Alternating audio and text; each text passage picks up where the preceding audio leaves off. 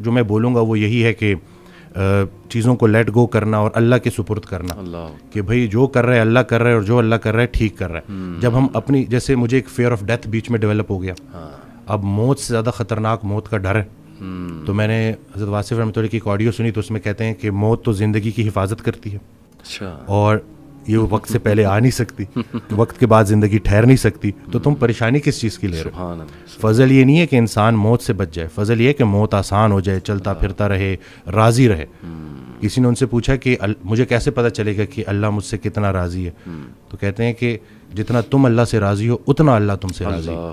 تو بس اس میں یہی ہے کہ گلے شکوے, اب دیکھیں اللہ کا دیا ہوا غم وہ بھی کسی وجہ سے آیا ہے, وہ اللہ کے قریب کرنے آیا ہے, بالکل ایسے ہی, وہ کوئی انسان دور نہیں کر سکتا. ہم کیا کرتے ہیں, ہم لوگوں کے سامنے چلے جاتے ہیں, پتہ ہے میرے ساتھ یہ ہو رہا ہے, مخلوق کا گلہ خالق سے, خالق کا گلہ مخلوق سے, اور پھر وہ نگیٹیوٹی بڑھتی ہے اور وہ جسمانی شکل اختیار کر لیتی ہے. تو بس بہترین حل یہی ہے کہ رہنا ہے ہر حال میں راضی, اللہ سنگے جیون بازی. کیا بات. تو بس یہی فارمولہ ہے. اور غم, انگزائٹی, ڈپریشن یہ ساتھ ساتھ چلتے ہیں بعض اوقات نا.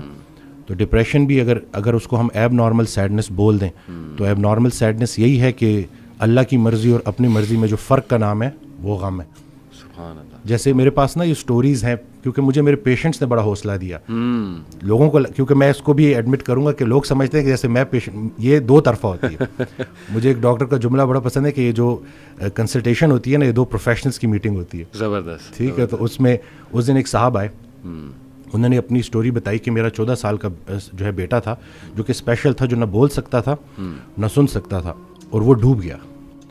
اور اس بات کو کافی ٹائم ہو گیا, لیکن جب بھی مجھے یاد آتا ہے تو میں روتا ہوں. تو مجھے ڈر ہے کہ کہیں میں اللہ کا گلہ تو نہیں کر رہا. تو میں نے کہا کہ نہیں, قرآن پاک میں تو باپ کی بیٹے سے محبت کو اللہ نے بڑا پسند کیا ہے, لیکن آپ مجھے بتائیں کہ جب آپ کو بیٹا یاد آتا ہے آپ کو اللہ یاد آتا ہے؟ کہتے جی بڑا. تو میں نے کہا یہ در تو آپ کو اللہ کے قریب کر رہا ہے. تو پھر وہ کہتے جی ہاں مجھے اللہ نے ابھی پوتے بھی دے دیے اور نواسے بھی دے دیے. میں نے کہا اصل میں نا ہم وہ پرانی چیزوں پہ اڑے رہتے ہیں اور اس سے نکل نہیں پاتے. جنہیں ہم رخصت کرتے ہیں وہی تو ہمارا استقبال کریں گے. اصل میں جو مضمون تھا نا وہ تھا ڈپارچر کا. ہم ارائیول کو لے کے بیٹھے ہیں, ہماری ساری پرابلمز اس دنیا سے ریلیٹڈ. صحیح بات. اتنے اس کے ساتھ الجھ گئے ہیں کہ اب سنبھالا نہیں جا رہا. ہم زندگی گزار رہے ہیں اور زندگی کو نہیں سمجھ سکے تو ہم مرے بغیر موت کو کیا سمجھیں گے؟ جسے ہم موت سمجھ رہے ہیں ہو سکتا ہے وہ عین زندگی ہو.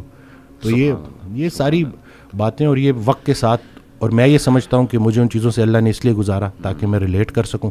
میرے پاس کوئی انگزائٹی والا آئے تو میں اس کو پراپر توجہ سے سنوں, کیونکہ مجھے پتہ ہے کہ مجھے نہیں سنا گیا تھا. بندہ جب خود پین میں ہوتا ہے تو دوسروں کے لیے بھی نرم پڑ جاتا ہے. یہ it's so refreshing to hear کہ ماشاء اللہ doctor talking about spirituality and getting nearer to اللہ سبحانہ و تعالیٰ.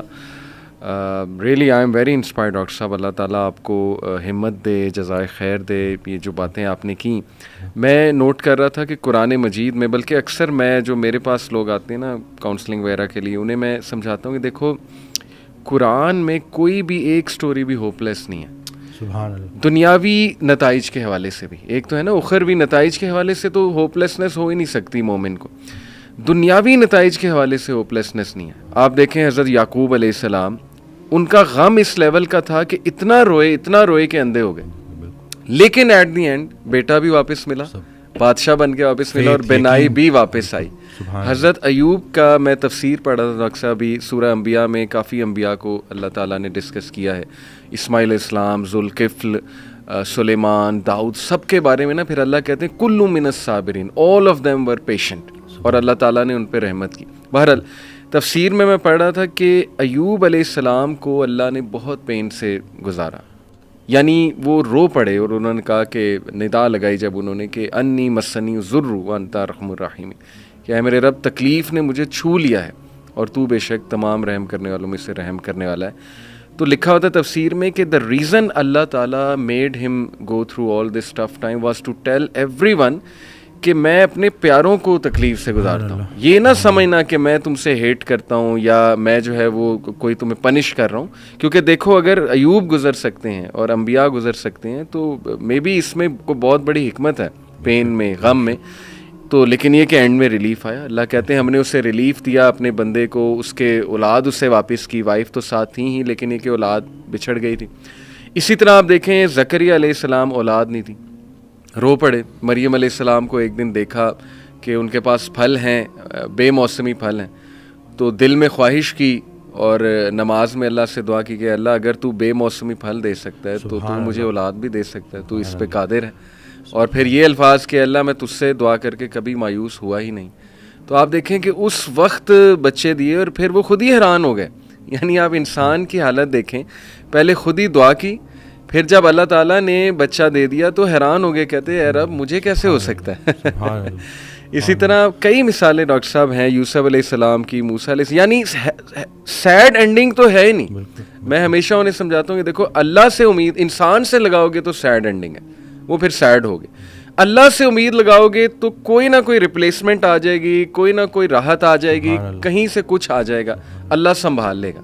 قائم ذات سے محبت کرو تم بھی قائم کر دیے جاؤ. اللہ اکبر. قائم ذات سے محبت کرنی ہے. اور باقی اکثر میرے پاس بھی آتے ہیں تو کہتے ہیں آپ موت سے, کیونکہ موت ہر کسی ڈر تو لگتا ہے نا, کہ کسی ہم لوگوں کا تو کانسیپٹ اس طرح سے, تو کہتے تو کیا مطلب بس موت کا. میں نے کہا نہیں, زندگی کا شکر ادا کرنا ہے, موت کا انتظار کرنا ہے. اللہ, زندگی کا شکر ادا کرنا ہے, موت کا انتظار کرنا ہے, کہ لائف گزارنی ہے, اور لیکن اس کے ساتھ کچھ زیادہ پکا پلان نہیں بنانا ہے یہاں کا. پہلے یہ سوال یہ سوچو کہ اللہ نے بھیجا کیوں, صحیح بات, اور پھر سوچے کہ واپس کیوں بلا رہا ہے.